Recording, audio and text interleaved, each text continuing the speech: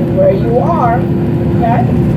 Alright, so ladies and gentlemen, this next video is going to tell you a little bit about the history of this launch pad and also about the future plans for launching that rocket right here as well. Also, before I play the video, over here on the right side, you notice there's two big smooth sections of gravel over here off the right side, and it's separated by a single grassy median. Remember that big vehicle I showed you? There's two of them, the crawler transporter? Well, that's the crawler transporter's personal driveway. NASA refers to it as the crawlerway, but this is that vehicle's driveway. It takes up every bit of that room going all the way across, okay?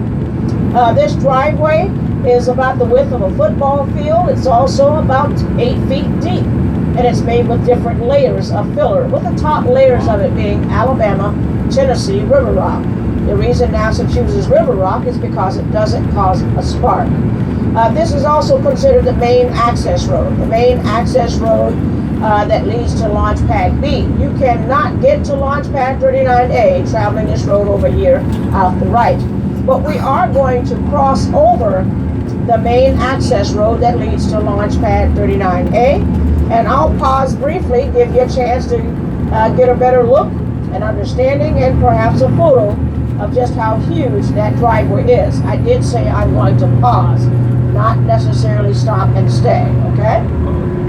But this video, again, is going to tell you a little bit about the history and the future plans for that rocket that we're going to be launching from Launch Pad B. Nowhere else on KSC is preparation for the future as obvious as at Launch Pad 39B.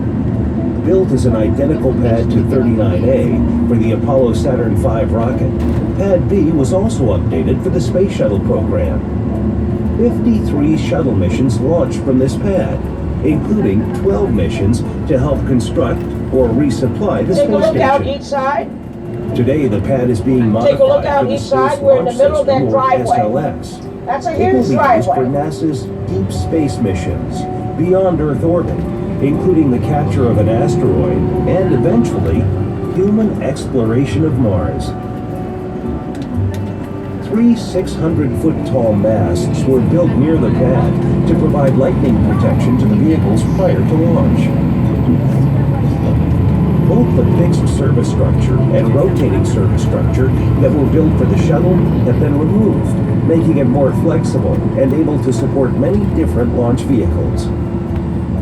Below the pad is a 4-story facility that houses the infrastructure needed for launch, including power, hydraulics, and water. Several miles of outdated wiring and cables have been removed and replaced with high-speed fiber optics. The first SLS mission carrying a crew aboard the Orion spacecraft is set to launch on a 3-week trip to orbit the moon to demonstrate the capabilities necessary for NASA to conduct an asteroid retrieval mission. SLS vehicles will evolve to support human deep space missions, in addition to robotic missions and astronomical observatories. In the past, such missions have been limited by the size and capabilities of existing rockets. The SLS payload carrier is large enough to hold 9 school buses. And for NASA's missions to the outer planets, its larger propulsion systems would enable more direct trajectories, reducing mission travel time and increasing